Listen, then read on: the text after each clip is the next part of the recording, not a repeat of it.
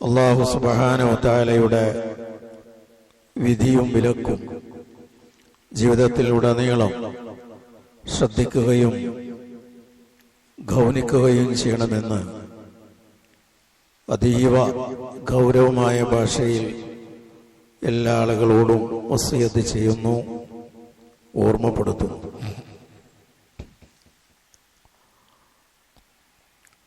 ജീവിതത്തിൽ നിരന്തരമായി ആവർത്തിക്കൽ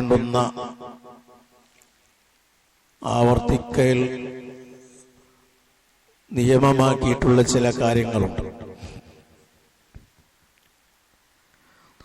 ആവർത്തനങ്ങൾക്ക് ദീനിൽ വലിയ പ്രാധാന്യമുണ്ട്, നമ്മുടെ ജീവിതത്തിൽ വലിയ സ്വാധീനവുമുണ്ട്. നിരന്തരമായി കേൾക്കുകയും നിരന്തരമായി പറയുകയും ചെയ്യുന്ന കാര്യങ്ങൾക്ക് സ്വാധീനവും അത് നമ്മുടെ ശീലങ്ങളാക്കി മാറ്റുന്നതിലും വലിയ പങ്ക് വഹിക്കുന്നു എന്നത് നമ്മുടെ അനുഭവമാണ്. ഒരു കാര്യം നിരന്തരമായി പറയുകയും കേൾക്കുകയും ചെയ്യുമ്പോൾ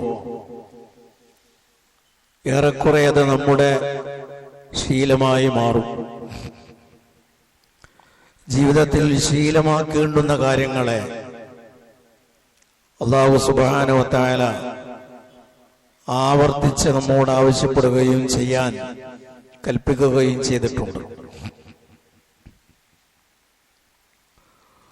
അക്കൂട്ടത്തിൽ ഒരു വിശ്വാസിയെ ചുരുങ്ങിയത് ഒരു ദിവസം 30 തവണയെങ്കിലും ഓർക്കുകയും ആവർത്തിക്കുകയും ചെയ്യുന്ന കാര്യമാണ്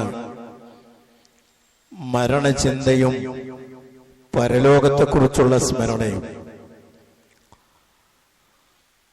നിർബന്ധമായും 17 തവണയെങ്കിലും ഒരു വിശ്വാസി പരലോകത്തെക്കുറിച്ച് ചിന്തിക്കുകയും അവന്റെ മനോമുഖരത്തിലൂടെ കടന്നു പോകുകയും ചെയ്യേണ്ടതുണ്ട്.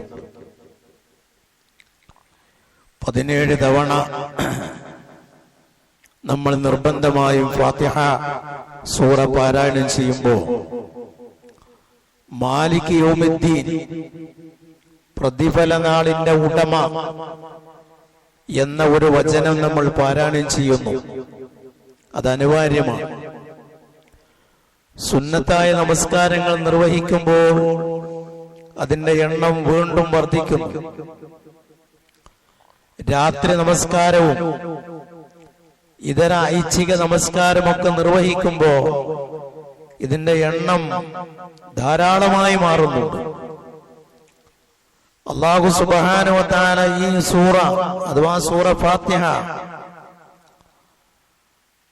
ഇത്രയും തവണ നാം പാരായണം ചെയ്യണമെന്ന് നിയമമാക്കിയതിന്റെ പിന്നിൽ പല ഉദ്ദേശങ്ങളും ഹിക്മത്തുകളും ഉണ്ടാകും.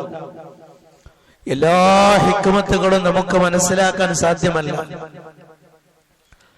ചിലതെല്ലാം നമുക്ക് അറിയാനും മനസ്സിലാക്കാൻ കഴിയുന്നതുണ്ടാകും. പലതും നമുക്ക് മനസ്സിലാക്കാൻ കഴിയാത്തതും നമ്മുടെ ബുദ്ധിക്ക് അപ്പുറമുള്ളതുമായിരിക്കും. ഇവിടെ ഈ സൂറ ഫാത്തിഹ പാരായണം ചെയ്യൽ നിർബന്ധമാക്കിയതിന്റെ പിന്നിലുള്ള ഒരു ഹിക്മത്ത് ഇതാണ്: പരലോക ചിന്ത, മരണചിന്ത അത് നിരന്തരമായി നമ്മുടെ ജീവിതത്തിലൂടെ കടന്നു പോകേണ്ടതുണ്ട്. അത് നമ്മുടെ വിശ്വാസത്തിന്റെ അടിസ്ഥാനവും ആധാരശിലയുമാണ്. എല്ലാവിധ സുഹൃതങ്ങളും പ്രവർത്തിക്കുവാനുള്ള പ്രേരണ മരണചിന്തയാണ്, പരലോക ബോധമാണ്. സകലമാന തിന്മകളിൽ നിന്നും വിട്ടുനിൽക്കുവാനും നമ്മളെ പ്രേരിപ്പിക്കുന്നത് കണ്ണടച്ചു കഴിഞ്ഞാൽ പിന്നെ കണ്ണു തുറന്ന് വരുന്ന ലോകം മരണമില്ലാത്തൊരു ലോകമാണ് എന്ന ചിന്തയാണ്. മരണം ഒന്നിന്റെയും അവസാനമല്ലെന്നും മരണം ഒരു നിത്യജീവിതത്തിന്റെ ആരംഭമാണെന്നുമുള്ള തിരിച്ചറിവാണ് നമ്മളെ സുഹൃതങ്ങൾ പ്രവർത്തിക്കാൻ പ്രേരിപ്പിക്കുന്നത്. ദുഷ്കർമ്മങ്ങളിൽ നിന്ന് നമ്മളെ പിറകോട്ട് വലിക്കുന്നത്, ചീത്ത ഇടപാടുകളും ചീത്ത ബന്ധങ്ങളെയും ജീവിതത്തിൽ കടന്നു വരാതെ പ്രതിരോധിച്ചു നിർത്താൻ പ്രേരണയേകുന്നത് ഈ മരണചിന്തയാണ്.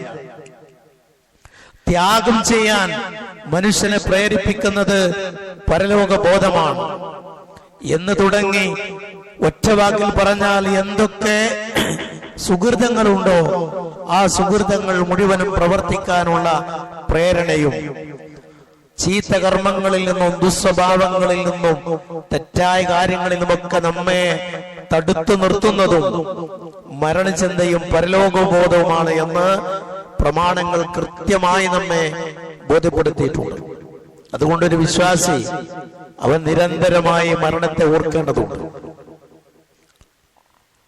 മരണത്തെ ഓർക്കുക എന്ന് പറയുമ്പോ ഇന്നത്തെ നമ്മുടെ ആളുകളുടെ അവസ്ഥ മരണ വീട്ടിൽ ചെന്നാൽ പോലും മരണത്തെക്കുറിച്ച് ഓർമ്മ വരാത്തൊരവസ്ഥയാണ്.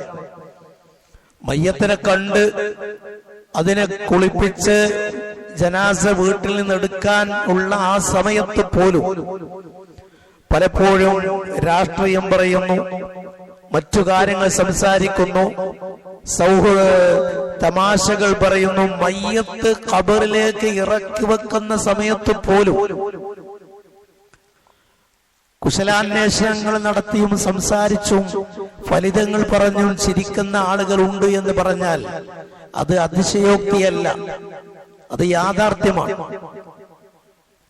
ഇത്ര കണ്ട് മരണചിന്ത നമ്മുടെ മനസ്സിൽ നിന്ന് അകന്നു പോകുന്നു. അത് എത്ര കണ്ട് അകന്നു പോകുന്നുവോ അതനുസരിച്ച് നമ്മൾ പാപത്തോട് പാഞ്ഞെടുക്കും. അതതിന്റെ അനിവാര്യ ഫലമാണ്. അതുകൊണ്ട് നിരന്തരമായി ഓർക്കണമെന്ന് പറഞ്ഞിട്ടുണ്ട്. എപ്പോഴും എത്ര സുരക്ഷിതനാണെന്ന് നമുക്ക് തോന്നുന്നുവെങ്കിലും എത്ര തന്നെ പ്രതിരോധം നമ്മൾ തീർത്താലും മരണത്തിന്റെ പിടിയിൽ നിന്ന് ഒരാൾക്കും രക്ഷപ്പെടുക സാധ്യമല്ല. യുദ്ധത്തിന് പോകാതെ മടിച്ചു നിന്ന ആളുകൾ, അവരോട് അല്ലാഹു സുബ്ഹാനഹു വ തആല പറയുന്നത്, നിങ്ങൾ യുദ്ധത്തിന് പോന്നാലും ഇല്ലെങ്കിലും മരണം നിങ്ങളെ പിടികൂടും. അല്ലാഹു സുബ്ഹാനഹു വ തആല പറഞ്ഞത്, ഭദ്രമായ കോട്ടക്കുള്ളിലാണ് നിങ്ങളെങ്കിലും മരണം നിങ്ങളെ തേടിയെത്തുക തന്നെ ചെയ്യും. വലൗ കുന്തും ഫീ ബുറൂജിൻ മുശയ്യദ, ഭദ്രമായി പടുത്തുയർത്തപ്പെട്ട കെട്ടിടങ്ങളിലോ കോട്ടകളിലോ ആണ് നിങ്ങളെങ്കിൽ പോലും ആ കോട്ടയും ആ കോട്ടയുടെ ഭദ്രതയും ഒന്നും തന്നെ മരണത്തിൽ നിന്ന് നിങ്ങൾക്ക് രക്ഷപ്പെടുവാൻ അത് ഉപകരിക്കുകയില്ല. യാതൊരു തടസ്സവുമില്ലാതെ മരണത്തിന്റെ മാലാഖമാർ നിങ്ങളെ തേടിയെത്തുക തന്നെ ചെയ്യും എന്ന് വിശുദ്ധ ഖുർആൻ കൃത്യമായി ഓർമ്മപ്പെടുത്തിയിട്ടുണ്ട്. എവിടെ വെച്ച് മരിക്കും അത് അല്ലാഹു സുബ്ഹാനഹു വ തആല നമ്മെ കുറിച്ച് നമ്മൾ ഓർമ്മപ്പെടുത്തിയിട്ടുള്ളത്, വമാ തദ്രി നഫ്സുൻ മാദാ തക്സിബു ഗദൻ വമാ തദ്രി നഫ്സുൻ ബിഅയ്യി അർദിൻ തമൂത്. നാളെ എന്ത് സമ്പാദിക്കുമെന്നത് ഒരാൾക്കും പ്രവചിക്കാൻ പറയാൻ സാധ്യമല്ല. എവിടെ വെച്ച് മരിക്കും എന്നും പറയാൻ സാധ്യമല്ല. വാഹനം ഓടിച്ചുകൊണ്ടിരിക്കെ ഡ്രൈവർ മരണപ്പെടുന്ന വാർത്തകൾ, തേങ്ങ പറിക്കാൻ തെങ്ങിൽ കയറിയവൻ തെങ്ങിന്റെ മീതെ വെച്ച് മരിച്ച വാർത്ത, ഇതൊക്കെ നമ്മൾ കേൾക്കുകയും വായിക്കുകയും ചെയ്യുന്ന വാർത്തകളാണ്. എവിടെയാണ് മരണം കണക്കാക്കിയിട്ടുള്ളത് ആ സ്ഥലത്തേക്ക് നമ്മൾ ആ സമയമാകുമ്പോൾ എത്തും എന്ന് നബി സല്ലല്ലാഹു അലൈഹി വസല്ലം പറഞ്ഞിട്ടുണ്ട്. ഗൾഫിൽ പോകുന്ന ആളുകൾ അവിടെ ചെന്ന് ഇറങ്ങി ഉടനെ തന്നെ മരണപ്പെട്ട വാർത്തകൾ നമ്മൾ കേൾക്കാറുണ്ട്. ജോലി ആവശ്യാർത്ഥം പോയതാണ്, ചെന്ന് അന്ന് തന്നെ മരണം. വർഷങ്ങൾ കഴിഞ്ഞ് നാട്ടിലേക്ക് തിരിച്ചു വരാൻ ടിക്കറ്റ് എടുത്ത് എയർപോർട്ടിലെത്തി വിമാനം കാത്തിരിക്കെ മരണം വരിച്ചിട്ടുള്ള മരണത്തിന്റെ മാലാഖമാർ കൂട്ടിക്കൊണ്ടുപോയിട്ടുള്ള ആളുകളുടെ ചരിത്രം, അവരുടെ അനുഭവങ്ങൾ, വാർത്തകൾ നമ്മൾ കേട്ടിട്ടുണ്ട്. ഇതൊക്കെ നമുക്ക് ജീവിച്ചിരിക്കുന്ന ആളുകൾക്കുള്ള പാഠമാണ്. ജീവിച്ചിരിക്കുന്ന ആളുകളെ ഇതാ ഇങ്ങനെ ഒരു നാൾ നിന്റെ ജീവിതത്തിൽ വരാനുണ്ട്. ഇന്നല്ലെങ്കിൽ നാളെ ചരമകോളത്തിലെ ഒരു മെമ്പറായി, ഒരു അംഗമായി നീ മാറും എന്ന ഓർമ്മപ്പെടുത്തലാണ്. അതെവിടെ വെച്ചുമാകാം. അതിന് പ്രായപരിധിയില്ല, രോഗമുണ്ടാകണമെന്നില്ല. നല്ല ആരോഗ്യ ദൃഢഗാത്രരായ ചെറുപ്പക്കാർ വളരെ പെട്ടെന്ന് മരണത്തിന് കീഴടങ്ങിയ ചരിത്രങ്ങൾ നമ്മുടെ മുമ്പിൽ യഥേഷ്ടമുണ്ട്. ഇതൊക്കെ നമുക്കുള്ള ഉത്ബോധനമാണ്.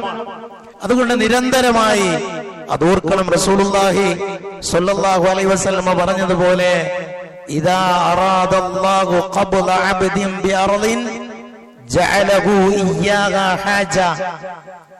ഒരാളുടെ മരണം അല്ലാഹു തആല നിശ്ചയിച്ച സ്ഥലം, ആ നിശ്ചയിച്ച സ്ഥലത്തേക്ക് അങ്ങോട്ട് പോകേണ്ടെന്ന എന്തെങ്കിലും ഒരു ആവശ്യം അല്ലാഹ് അവിടെ ഉണ്ടാക്കി കൊടുക്കും.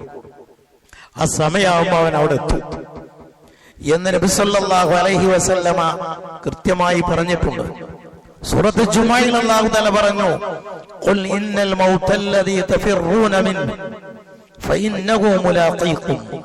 നിങ്ങൾ ഓടി രക്ഷപ്പെടാൻ ശ്രമിക്കുന്ന മരണം അത് നിങ്ങളെ പിടികൂടുക തന്നെ ചെയ്യും. ഒരു പ്രതിരോധവും പ്രയോജനം ചെയ്യില്ല എന്നർത്ഥം.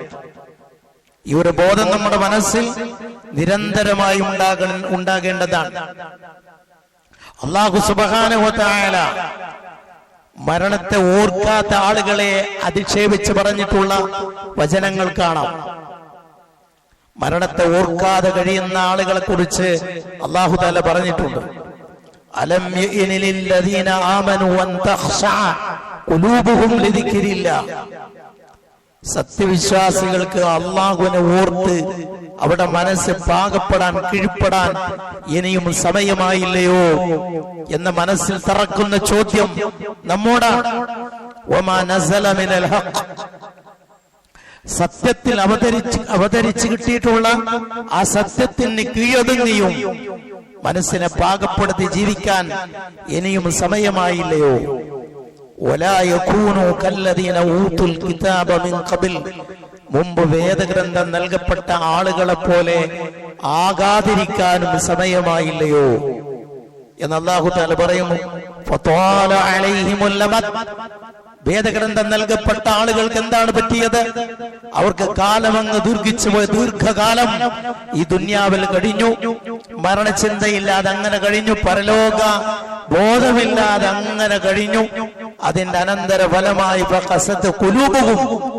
അവിടെ ഹൃദയങ്ങൾക്ക് കാഠിന്യം ബാധിച്ചു, ഹൃദയങ്ങൾ കടുത്തുപോയി, ഹൃദയകാഠിന്യമുണ്ടായി. ഹൃദയകാഠിന്യം എന്ന് പറയുന്ന മഹാരോഗമാണ്. അതിനെ ചികിത്സിക്കുവാൻ വിശുദ്ധ ഖുർആൻ പഠിക്കുകയും പകർത്തുകയും ചെയ്യുക, അദ്കാറുകൾ നിർവഹിക്കുക, ഖുർആൻ പാരായണം ചെയ്യുക തുടങ്ങിയ ദീൻ നിശ്ചയിച്ചിട്ടുള്ള മരുന്നല്ലാതെ മറ്റൊരു ഔഷധവും അതിനില്ല. അതുകൊണ്ട് അതാണ് നമ്മൾ ഏറെ ശ്രദ്ധിക്കണം.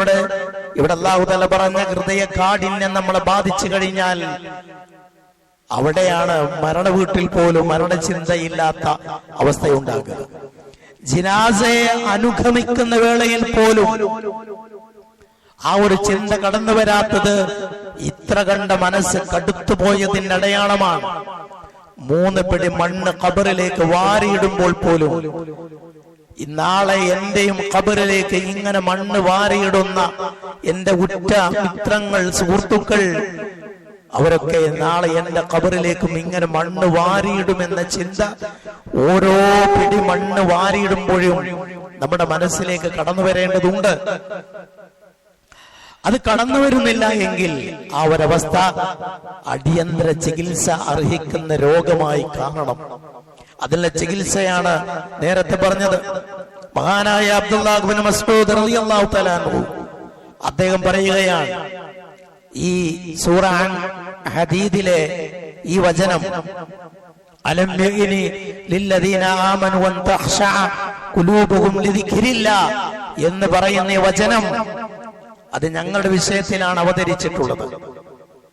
അഥവാ അദ്ദേഹം പറയുന്നു, മക്കയിൽ നിന്ന് ഞങ്ങൾ മദീനയിലെത്തി ഒരു 4 വർഷം കഴിഞ്ഞപ്പോഴാണ് ഈ വചനം അവതരിച്ചത്.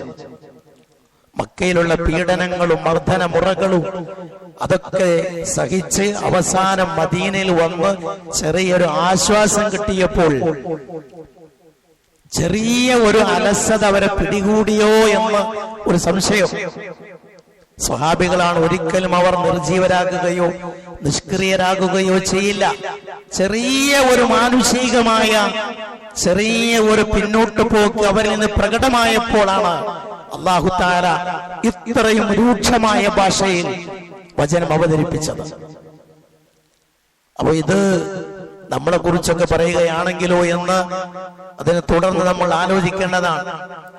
4 വർഷമായിട്ടുള്ളൂ ഇവരിൽ തന്നെ ഈ സ്വഹാബികളുടെ കൂട്ടത്തിൽ തന്നെ സ്വർഗം കൊണ്ട് സന്തോഷ വാർത്ത അറിയിക്കപ്പെട്ടിട്ടുള്ള ഒറ്റ ഹദീസിൽ 10 ആളുകളുടെ പേര് റസൂലുള്ളാഹി എണ്ണി പറഞ്ഞിട്ട് ഈ 10 പേരും സ്വർഗത്തിലാണ് എന്ന് പറഞ്ഞിട്ടുണ്ട്. അതിനർത്ഥം 10 പേർക്ക് മാത്രമാണ് സ്വർഗം കൊണ്ട് സന്തോഷ വാർത്ത അറിയിച്ചത് എന്നല്ല. 10 പേരല്ലാതെ വേറെയും ആളുകളെ അവർക്ക് സ്വർഗമുണ്ടെന്ന് നബി വ്യക്തിപരമായി അവരെ അറിയിച്ചിട്ടുണ്ട്. ഒറ്റ ഹദീസിൽ 10 ആളുകളുടെ പേര് പറഞ്ഞിട്ടുണ്ട്. അതിലൊന്ന് അബൂബക്കർ റളിയല്ലാഹു തആല അൻഹുവാണ്. സ്വർഗമുണ്ടെന്ന് ഉറപ്പാണെന്ന് മാത്രമല്ല, സ്വർഗത്തിന്റെ 8 കവാടങ്ങളിൽ ഇഷ്ടമുള്ള കവാടങ്ങളിലൂടെ സ്വർഗത്തിലേക്ക് കടന്നു പോകാൻ സ്വാതന്ത്ര്യം ലഭിക്കുന്ന സ്വഹാബിയാണ് അബൂബക്കർ സിദ്ദീഖ് റളിയല്ലാഹു തആല അൻഹു. സ്വർഗത്തിന്റെ 8 കവാടങ്ങളിലൂടെ വിളിക്കപ്പെടും. അബൂബക്കർ ഇതില് വരൂ, അപ്പോൾ അടുത്ത കവാടത്തിൽ നിന്നല്ല ഇതില് വരൂ എന്ന് പറഞ്ഞ് 8 കവാടങ്ങളിലൂടെയും സ്വാഗതം ചെയ്യപ്പെടുന്ന, സ്വർഗത്തിലേക്ക് സ്വാഗതം ചെയ്യപ്പെടുന്ന അബൂബക്കർ റളിയല്ലാഹു തആല അൻഹു മരണത്തെക്കുറിച്ച് ധാരാളം ഓർക്കുന്ന ആളായിരുന്നു. എനിക്ക് സ്വർഗമുണ്ടെന്ന് അല്ലാഹുവിന്റെ റസൂൽ എനിക്ക് ഉറപ്പ് തന്ന കാര്യമാണ് എന്ന് ചിന്തിച്ച് നിഷ്ക്രിയനാകുകയല്ല, അദ്ദേഹം കൂടുതൽ പ്രവർത്തന നിരതനാകുകയാണ് ചെയ്തിട്ടുള്ളത്, കർമ്മനിരതനാകുകയാണ് ചെയ്തിട്ടുള്ളത്. പലപ്പോഴും അദ്ദേഹം പറയാറുണ്ടായിരുന്നത്, അബൂബക്കർ എന്ന് പറയുന്ന ഞാൻ ഇവിടെയുള്ള പക്ഷിപർവാദികളിലെ ഒരു പക്ഷിയായിരുന്നുവെങ്കിൽ എത്ര നന്നായിരുന്നു എന്ന്. അങ്ങനെ പറയാൻ കാരണം, എങ്കിൽ വിചാരണയില്ലാതെ കൂനു തുറാബ, മണ്ണായി പോകൂ എന്ന് പറയുന്ന ഗണത്തിൽ എനിക്ക് ഉൾപ്പെടാമായിരുന്നല്ലോ എന്ന് അദ്ദേഹത്തെ പറയാൻ പ്രേരിപ്പിക്കുന്നത് പരലോക ജീവിതത്തിന്റെ ഭയാനകതയും നരകത്തിന്റെ ഭീകരതയും അതൊക്കെയാണ് അങ്ങനെ പറയാൻ പ്രേരിപ്പിക്കുന്നത്. രണ്ടാമത്തെ സ്വർഗം കൊണ്ട് സന്തോഷ വാർത്ത അറിയിക്കപ്പെട്ട ആളാണ് ഉമർ റളിയല്ലാഹു തആല അൻഹു. ഉമർ റളിയല്ലാഹു അൻഹു ഇതേപോലെ തന്നെ ധാരാളമായി മരണത്തെക്കുറിച്ച് ഓർക്കുന്ന ആളായിരുന്നു. സ്വർഗത്തിൽ അദ്ദേഹത്തിന് ഒരു കൊട്ടാരമുണ്ട് എന്ന് വരെ റസൂലുള്ളാഹി പറയുകയും മിഅ്റാജിന്റെ രാവിൽ ഞാൻ അത് കണ്ടിട്ടുണ്ട് എന്ന് ഉമർ റളിയല്ലാഹു അൻഹുവിനെ അറിയിക്കുകയും ചെയ്തിട്ടുണ്ട്. അപ്പൊ അത്ര കണ്ട് സ്വർഗമുണ്ട് എന്ന് ഉറപ്പ് കിട്ടിയിട്ടുള്ള മഹാനായ ഉമർ റളിയല്ലാഹു തആല അൻഹു മരണത്തെ ധാരാളമായി ഓർക്കുകയും, അല്ലാഹുവേ ഞാൻ ഈ ഭരണത്തിൽ 10-10.5 വർഷം അദ്ദേഹം ഭരണം നടത്തിയിട്ടുണ്ട്.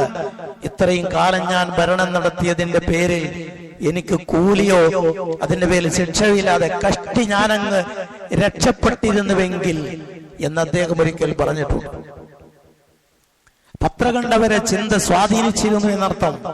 ഉസ്മാൻ റളിയല്ലാഹു അൻഹുവിന്റെ ചരിത്രം പ്രസിദ്ധമാണ്. ഖബർ കാണുമ്പോഴൊക്കെ തന്റെ സമൃദ്ധമായ താടിരോമങ്ങൾ നനഞ്ഞു കുതിർക്കുമാറ് അദ്ദേഹം കരയാറുണ്ടായിരുന്നുവെന്ന് അദ്ദേഹത്തിന്റെ ചരിത്രത്തിൽ നമുക്ക് കാണാം. ഞാൻ 3 ആളുകളുടെ ചരിത്രമാണ് വളരെ ചുരുക്കി പറഞ്ഞത്. ബാക്കിയുള്ള സ്വഹാബികളുടെയും അവസ്ഥ ഇതിൽ നിന്ന് വ്യത്യസ്തമല്ല. മരണത്തെക്കുറിച്ചുള്ള സജീവമായ ബോധം അവരുടെയൊക്കെ ജീവിതത്തിൽ ഉണ്ടായിരുന്നു. അതുകൊണ്ടാണ് അവർക്ക് ത്യാഗം ചെയ്യാൻ, അവർക്ക് അല്ലാഹുവിന്റെ ദീനിൽ മനസ്സറിഞ്ഞ് പ്രവർത്തിക്കാൻ, അവർക്ക് നിരന്തരമായി അല്ലാഹുവിന്റെ ദീൻ പ്രബോധനം ചെയ്യുന്നതിൽ മുഴുകാൻ അവർക്ക് സാധിച്ചിട്ടുള്ളതിന്റെ ഒക്കെ അടിസ്ഥാന പ്രേരകം, അതിന്റെ അടിസ്ഥാന പ്രചോദനം ഈ ഒരു മരണചിന്തയാണ് എന്ന് അവിടെ ചരിത്രങ്ങൾ പരിശോധിച്ചാൽ നമുക്ക് കാണാൻ പറ്റും. അങ്ങനെ ഒരാള് മരണത്തെക്കുറിച്ച് നിരന്തരമായുള്ള ചിന്തയിൽ നിന്ന് അവൻ പിറകോട്ട് പോയാൽ അതിന്റെ അപകടം പണ്ഡിതന്മാർ പറഞ്ഞിട്ടുണ്ട്. മഹാനായ സഈദ് ഇബ്നു ജുബൈർ റളിയല്ലാഹു തആല അൻഹു പറയുകയാണ്, ലൗ ഫാറഖ ദിക്റുൽ മൗത്ത് ഖൽബി ലഖശീതു അൻ യഫ്സുദ അലയ്യ ഖൽബി. മരണത്തെക്കുറിച്ചുള്ള ഓർമ്മ അതെന്റെ മനസ്സിൽ നിന്നങ്ങോട്ട് വേറിട്ട് പോയാൽ, അത് അകന്നു പോയാൽ, അത് വേർപ്പെട്ടാൽ എന്റെ ഹൃദയം ദുഷിച്ചു പോകുമോ എന്ന് ഞാൻ ഭയപ്പെടുന്നു. ഹൃദയം വൃത്തികെട്ടതായി മാറുമോ എന്ന് ഞാൻ ഭയപ്പെടുന്നു. അതിന്റെ മറുവശം എന്താണ്? മരണത്തെക്കുറിച്ചുള്ള നിരന്തരമായ ചിന്ത അതാണ് ഒരാളുടെ മനസ്സിനെ സജീവമായി നിർത്തുന്നത്. അതല്ലെങ്കിൽ അയാളുടെ മനസ്സ് ചലനമറ്റതായി നിർജീവമായതായി മാറും എന്നതാണ് അതിന്റെ മറുവശം. മഹാനായ ലുഖ്മാൻ എന്ന് പറയുന്ന തത്വജ്ഞാനി അദ്ദേഹം പറഞ്ഞിട്ടുള്ളത്, നിങ്ങൾ പരലോകത്തിനും മരണചിന്തക്കും ഊന്നൽ നൽകണം. അങ്ങനെ നിങ്ങൾ നൽകിയാൽ നിങ്ങൾക്ക് രണ്ട് ലോകത്തും വിജയം വരിക്കാം. മൻ ബാഅ ദുനിയാഹു ബിആഖിറതി റബിഹഹുമാ ജമീഅൻ. ആഖിറത്തിന് വേണ്ടി ദുനിയാവിനെ ഒരാൾ കച്ചവടം ചെയ്താൽ അവന് ഇരട്ടി ലാഭമുണ്ടാകും. ഇഹത്തിലും പരത്തിലും അവന് ലാഭം നേടാം.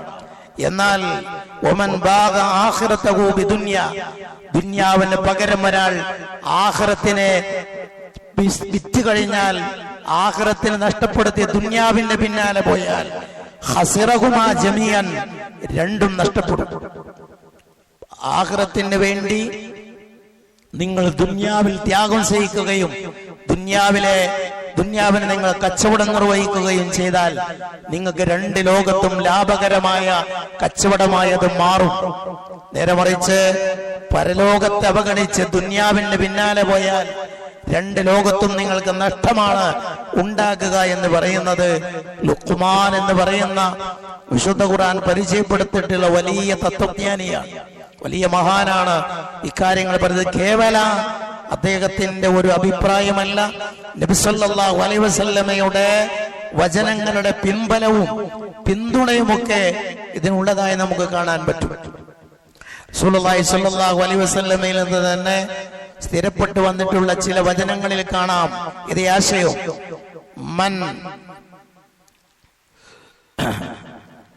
മൻ അഹബ്ബ ആഖിറതഹു അദറ ബിദുനിയാ. പരലോകത്തെ ഇഷ്ടപ്പെടുന്ന ഒരാൾ, പരലോകത്ത് ജയം വേണം, അവിടെ വിജയം വേണമെന്ന് ആഗ്രഹിക്കുന്ന ഒരാൾക്ക് ദുനിയാവിലെ ചില കാര്യങ്ങളെ ഒന്ന് അവഗണിക്കുകയോ അല്ലെങ്കിൽ അതിനെ പരിക്കേൽപ്പിക്കുകയോ ചെയ്യേണ്ടി വരും. ദുനിയാവിനെ പരിക്കേൽപ്പിക്കാതെ പരലോകത്ത് ദുനിയാവിന് ഒരു പരിക്കുമില്ലാതെ പരലോകത്ത് വിജയം കിട്ടും എന്ന് ആരും ധരിക്കേണ്ടതില്ല എന്നർത്ഥം.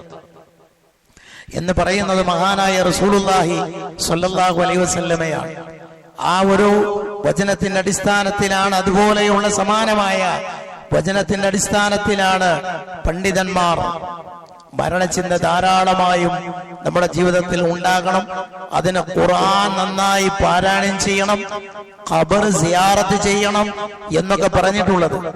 റസൂലുള്ളാഹി സ്വല്ലല്ലാഹു അലൈഹി വസല്ലമ ഈ ഒരു ചിന്ത നമ്മുടെ മനസ്സിൽ ഉണ്ടാകാനാണ് ഖബർ സന്ദർശിക്കണമെന്ന് പറഞ്ഞിട്ടുള്ളത്, മയ്യത്തിന്റെ പിന്നാലെ പോകണമെന്ന് പറഞ്ഞിട്ടുള്ളത്. മയ്യത്തിന്റെ പിന്നാലെ പോകുക, അതിനെ അനുഗമിക്കുക, ഇതൊക്കെ ഒരു മരണചിന്ത ഉണ്ടാകാനാണ്. പക്ഷെ ഇന്ന് നമ്മുടെ നാട്ടിൽ പൊതുവെ മൊത്തത്തിൽ മയ്യത്തിനെ അനുഗമിക്കുക എന്ന ചര്യ പാടപ്പാടെ ഇല്ലാതെയാകുകയാണ്. കൊറോണ സമയത്ത് മയ്യത്ത് ആംബുലൻസിൽ കൊണ്ടുപോകേണ്ട അവസ്ഥയുണ്ടായിരുന്നു. പക്ഷെ ഇന്ന് ആംബുലൻസിന്റെ ആവശ്യമില്ലാതെ തന്നെ മയ്യത്തിനെ നടന്നു കൊണ്ടുപോകേണ്ടെന്ന സൗകര്യമുണ്ടെങ്കിൽ പോലും ആളുകൾ മയ്യത്ത് കൊണ്ടുപോകുന്നത് ആംബുലൻസിലാണ്. നടന്നു പോകുക എന്നുള്ള ഒരു ചര്യ പതുക്കെ പതുക്കെ ഇല്ലാതെയാകുകയാണ്. കുറെ കാലം കഴിയുമ്പോൾ, നമ്മുടെ തലമുറക്ക് അങ്ങ് കഴിയുമ്പോ പിന്നെ മയ്യത്തിനെ ആരെങ്കിലും ഇങ്ങനെ നടന്നു കൊണ്ടുപോകുന്ന ഒരവസ്ഥ, ആ സുന്നത്ത് പുനഃസ്ഥാപിച്ചാൽ അപ്പൊ ആളുകൾ പറയും ഇതൊരു പുതിയ കാര്യമാണ്, ഇതൊരു ബിദ്അത്താണ്, ഇത് മുമ്പ് ഇല്ലാത്തതാണ് എന്ന് പറഞ്ഞ് സുന്നത്തിനെ ബിദ്അത്തായി ആളുകൾ തലതിരിഞ്ഞ് മനസ്സിലാക്കുന്ന അവസ്ഥ വരും. മയ്യത്തിന്റെ പിന്നാലെ പോകുക എന്ന് പറയുന്നതും ആ ഖബറിലേക്ക് മണ്ണ് വാരിയിടുക എന്ന് പറയുന്നതും ജിനാസ നമസ്കരിക്കണമെന്ന് പറയുന്നതും അതിനെ കുളിപ്പിക്കുന്നതിൽ പങ്കെടുക്കണമെന്ന് പറയുന്നതും ഒക്കെ നമ്മുടെ ജീവിതത്തിൽ മരണചിന്തയുണ്ടാക്കാൻ കൂടിയാണ്. ആ ഒരു ചര്യ പതുക്കെ ഇല്ലാതെയാകുകയാണ്. അതുകൊണ്ട് മയ്യത്തിനെ കൊണ്ടുപോകാൻ, നടന്ന് കൊണ്ടുപോകാൻ പറ്റിയ സാഹചര്യമുണ്ടെങ്കിൽ അങ്ങനെ തന്നെയാണ് ചെയ്യേണ്ടത്. നിർവാഹമില്ല എങ്കിൽ ആംബുലൻസിലേക്ക് കൊണ്ടുപോകാൻ സാധിക്കുകയുള്ളൂ എങ്കിൽ നമുക്ക് ആ ഇളവ് സ്വീകരിക്കാം. പക്ഷേ ഇത്തിബാഉൽ ജനാസ് അതൊരു മുസ്ലിമിന് ആയ മയ്യത്തിനോടുള്ള ഹക്കാണ്. ആ ഹക്ക് നിർവഹിക്കാനുള്ള സാഹചര്യം ഉണ്ടായിട്ടും അത് നിർവഹിക്കാതെ പോകുന്നത് വലിയ അപരാധമായി മാറും. അതിന്റെ ദോഷഫലം നമ്മൾ തന്നെ അനുഭവിക്കേണ്ടി വരും. നമുക്ക് മരണചിന്തയിൽ നിന്ന് നമ്മളത് പിറകോട്ട് കൊണ്ടുപോകും. ജിനാസ അതല്ല, ഖബർ സന്ദർശിക്കണം. മരണചിന്തയുണ്ടാകാൻ ഖബർ സന്ദർശിക്കണം. ഇന്ന സമയമൊന്നുമില്ല, ഏത് സമയത്തും സന്ദർശിക്കാം. രാത്രിയിലാവാം, പകലാകാം, വെള്ളിയാഴ്ചയാവാം, ഏത് ദിവസവും ഖബർ സന്ദർശിക്കാം. ഖബർ സന്ദർശിച്ച് നമ്മുടെ മാതാപിതാക്കൾ, നമ്മുടെ ഉറ്റവർ, ഉടയവർ അവിടെ ഖബറുകളൊക്കെ സന്ദർശിച്ച് അവർക്ക് വേണ്ടി അവരോട് ഖബറാളികൾക്ക് സലാം പറഞ്ഞ് ഞാനും ഇതുപോലെ വന്ന് കിടക്കേണ്ടവനാണ് എന്ന ബോധം നമ്മുടെ മനസ്സിൽ അത് ലൈവായി നിർത്താൻ ഈ കർമ്മങ്ങൾ ഉപകരിക്കുമെന്നതാണ്. അതിനാണ് ഇതൊക്കെ നിയമമാക്കിയിട്ടുള്ളത്. നന്നാക്കാനും നമ്മുടെ മനസ്സിനെ വിമലീകരിക്കാനും ഒക്കെയാണ് ഇത്തരം കാര്യങ്ങളൊക്കെ നിയമമാക്കിയിട്ടുള്ളത്. ആ ഒരു ബോധം സജീവമായി നിലനിർത്തുവാൻ അല്ലാഹു സുബ്ഹാനഹു വ തആല നമ്മെ ഏവരെയും അതിന് അനുഗ്രഹിക്കുമാറാകട്ടെ. അൽഹംദുലില്ലാഹി റബ്ബിൽ ആലമീൻ വസ്സലാത്തു വസ്സലാമു അലൽ അക്മലാനി അലൽ മബൂഊദി റഹ്മത്തൻ ലിൽ ആലമീൻ വഅലാ ആലിഹി വസഹ്ബിഹി അജ്മഈൻ. അമ്മാ ബഅദ്. ഇത്തഖുല്ലാഹ ഇബാദല്ലാഹ്. അല്ലാഹുവിന്റെ വിധി വിലക്കുകൾ അനുസരിച്ച് ജീവിക്കണമെന്ന് ഒരിക്കൽ കൂടി എല്ലാ ആളുകളെയും ഓർമ്മപ്പെടുത്തുന്നു, വസിയത്ത് ചെയ്യുന്നു. സഹോദരന്മാരെ, കഴിഞ്ഞ ഖുത്ബയിൽ വേഷവിധാനത്തെക്കുറിച്ച് നമ്മൾ പറഞ്ഞിരുന്നു. വേഷവിധാനങ്ങളിൽ വരുന്ന വ്യതിയാനവുമൊക്കെ ഞാനിവിടെ നേരത്തെ സൂചിപ്പിച്ച പരലോക ബോധത്തെക്കുറിച്ചുള്ള സജീവമായ ചിന്തയുടെയും സ്മരണയുടെയും അഭാവം കൊണ്ടാണ് അങ്ങനെ സംഭവിക്കുന്നത്. വേഷവിധാനത്തെക്കുറിച്ച് പ്രത്യേകമായി പുരുഷന്മാരെന്ന നിലക്ക് നമ്മൾ ശ്രദ്ധിക്കേണ്ടുന്ന ചില കാര്യങ്ങളുണ്ട്. ഇസ്ലാമിൽ ഒരു പുരുഷൻ അവന് താടി വളരുന്നുണ്ടെങ്കിൽ അത് വളർത്തൽ നിർബന്ധമാണ്. നബി സല്ലല്ലാഹു അലൈഹി വസല്ലമയുടെ ഒട്ടേറെ കൽപ്പനയുള്ള കാര്യമാണ് താടി വളർത്തുക എന്ന് പറയുന്നത്. അത് നമ്മൾ തലമറക്കുന്നത് പോലെയുള്ള ഒരു കാര്യമല്ല. തലമറക്കാം, പക്ഷെ അതിന്റെയും മീതെയാണ് താടി വളർത്തുക എന്ന് പറയുന്നത്. റസൂലുള്ളാഹി സ്വല്ലല്ലാഹു അലൈഹി വസല്ലമയുടെ നിരുപാധികമായ കൽപ്പനയുള്ള കാര്യമാണ്. നിങ്ങൾ താടി വളർത്തുക, താടിയെ നീട്ടിയിടുക എന്ന് നബി സല്ലല്ലാഹു അലൈഹി വസല്ലമ പറഞ്ഞിട്ടുണ്ട്. അല്ലാഹുവിന്റെ റസൂൽ സ്വല്ലല്ലാഹു അലൈഹി വസല്ലമ ഒരു കാര്യം കൽപ്പിച്ചാൽ ആ കാര്യം നിർബന്ധമാണ്. നിർബന്ധമല്ലെങ്കിൽ അതിന് വേറെ തെളിവ് വേണം. നിർബന്ധത്തിന് ആണ് കൽപ്പനകളൊക്കെ. ഒരു കാര്യം കൽപ്പിച്ചാൽ അത് നിർബന്ധമാണ്. അല്ല, നിർബന്ധമല്ല എന്ന് വല്ലവരും വാദിക്കുകയാണെങ്കിൽ അവർ അതിന് തെളിവ് പറയണം.